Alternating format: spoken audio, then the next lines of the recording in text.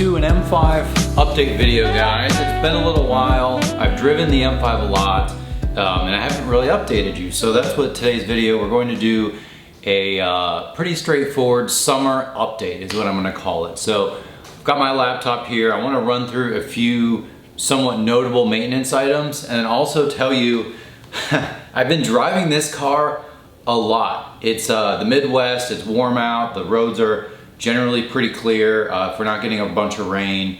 And so I've been driving the M5 almost daily, either commuting or trips or whatever, a lot. So we're at like probably 145,000 miles. I can't believe like driving a 25-year-old car isn't more painful. You know, you'd think with an older BMW it'd be a lot more to deal with. And there's always something with these cars. There's always something that it needs. But I'm gonna give you a few notable things I did in the last year.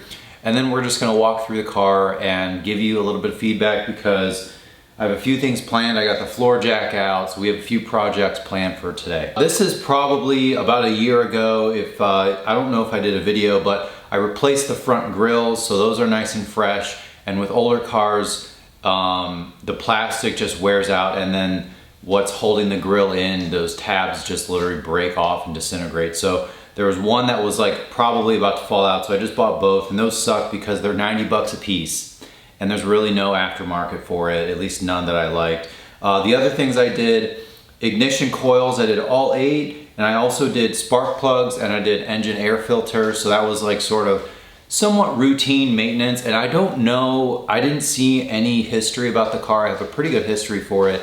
I didn't see any spark plugs being done. So once you're past 100,000 miles on these cars, even with the age, I would say you definitely would want to have that item done. That's pretty straightforward. When I was about to do the spark plugs, I saw a bunch of oil in places it shouldn't have been. And so instead of doing the spark plugs that day, I ordered valve cover gaskets, which I did, and that solved the problem. So I did valve cover gaskets as well. And then there's a few other grommets and stuff that I did while I was in there, but that was a bit more involved. I didn't do a video on it because it was like my first time and I wasn't sure how helpful that would be, but I did do valve cover gaskets on this car, which was probably a 4 to 5 hour job for me. I've never done it, and it was tough to work in the driver's side in particular. It was hard to get that valve cover back on with the the rubber piece staying in place. So valve covers, rear tires. So I'm still on Bridgestones on this car, and the fronts are still good and the rears need replaced. And I found an amazing sale. It was basically like they were half price. So new rear tires, which on a rear wheel drive 400 horsepower car, that's necessary. And then literally just oil changes. I've done oil changes every like 5,000 miles and the car is great. One issue I had, which we're about to walk through the car here. The one issue I had was as I was doing stuff in the garage, like changing the lights out and all that, I had to move the car twice a day for like 3 days. So I only turned it on for like 10 seconds, moved it, turned it off. Turned it on, moved it for 10 seconds. So I did that a few times. And then the next time I went to drive it, it had like the lifter tick, which was like freaking me out because I had driven the car a lot, but I had just moved it. So anyways, I went for a drive for like 5 or 10 minutes and it went away. But my buddy Luke and a couple other guys, they told me it was gonna be okay, and it was okay. So if you ever have that, that'd be one thing to note. I also did a battery. I don't even remember if I did a video on that, but I swapped the battery because it just died one day basically, and it might have been original. That'd be insane if that was original. Probably not original. And then obviously before that I did the steering wheel and then the headlights. So there's a nice video on that. So let's go through the car. Let's walk through it, walk around it, and I'll tell you a couple of things I have planned for it. Because I have a couple of things planned for this car, believe it or not. All right, let me show you the project for today, which I'm not gonna film because I already did a video. Pork chops. So front of these cars, they have a thing. I don't know why they call them pork chops. It's such a weird name. But see how that's cracked right there? So there's a piece that hangs down on each side. I did this on my black M5, and so either they start crumbling, someone hits something, or a combination of both.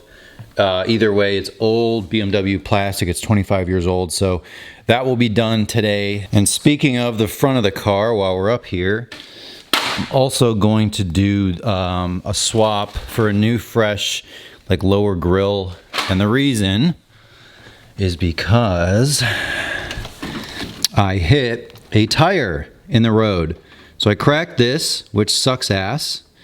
And then this also is all mangled, and then this is cracked. So in the meantime, while I'm under here, I'm going to replace the pork chops with this, and then I'll have to deal with the bumper at a later date. But at least for now, we'll get that nice and fresh. But it's kind of the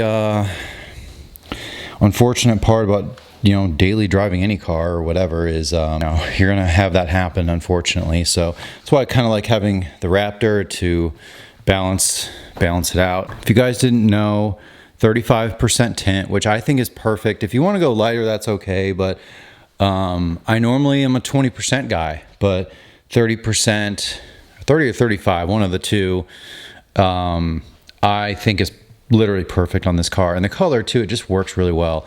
The other thing which I'm struggling with, maybe you guys can help me, I bought updated taillights, but there's no harness to buy. It's really tough to get the LED in a pre-facelift car successfully, and every time there's like a little harness converter thing or whatever, it gets bought and sold like within like a second. So I haven't been able to grab one of those to put in the taillights. I've wanted to do that since I bought this car, and so it's pretty frustrating. So if anyone has one to sell, I will buy it. Like, come on, don't you want to sell it? So outside the car is good. I mean, this was paint corrected maybe 2 years ago now, so it's still in pretty good shape.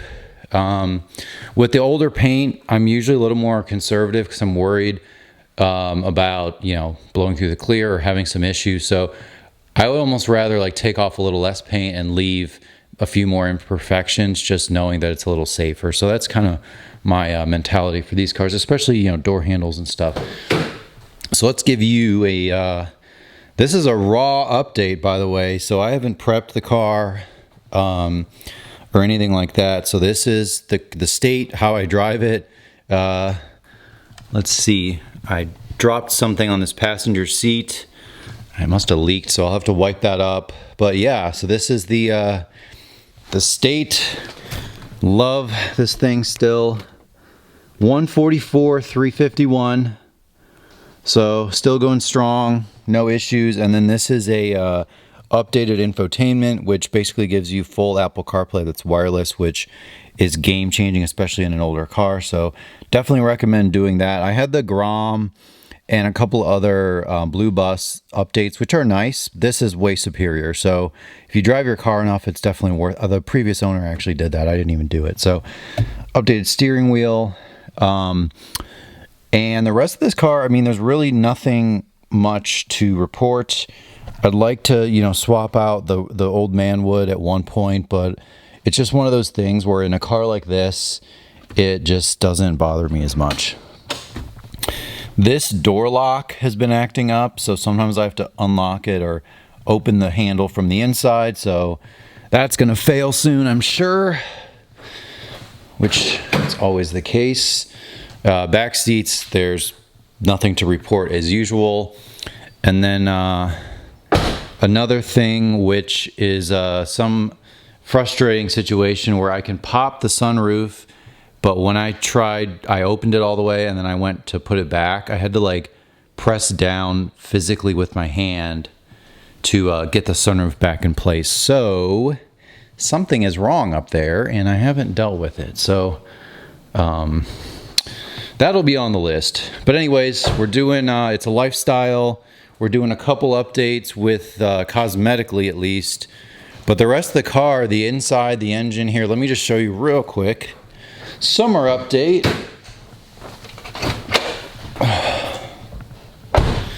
And what's cool about this car, the color, but it's had $20,000 worth of maintenance in like the last 3 years. So it's had a lot of attention and I have a lot of good records for it. So yeah, pretty clean engine bay, valve cover gaskets, they were done. The filters, this is kind of a funky thing. The cap for this battery cover, that thing cracked, of course, so that will be on the list to order, and it kept falling off, so I just took it off because I didn't want it to like fall in the engine bay. And I know it just doesn't look right, but it doesn't really make a big difference. So I left that off, and then I did do a fan clutch. I did that video, so that's good. And then obviously the headlights are a huge, you know, improvement for the car. So anyways, that's about it for this engine bay. Nothing really too crazy. We've got kind of the normal rock chips more or less, which have been touched up. Not nearly as bad as my carbon black M5, but you know, they're there. So I think I'm undecided on the bumper situation, just to be totally honest with you right now. And I got the F80, so I'm kind of a little distracted there. But yeah, this car is very straight, really clean.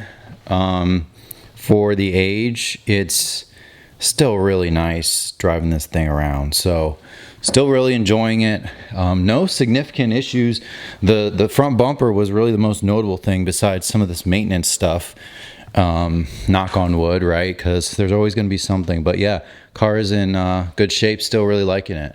All right, guys. So no driving of the M5 today. I have to work on it. And then I just did a little bit on the F80. So I've had a lot of car project recently, garage stuff. I will do an update drive if you want. I feel like people kind of like that, even 5 or 10 minutes of talking through the car, kind of enjoying it, putting it through its paces.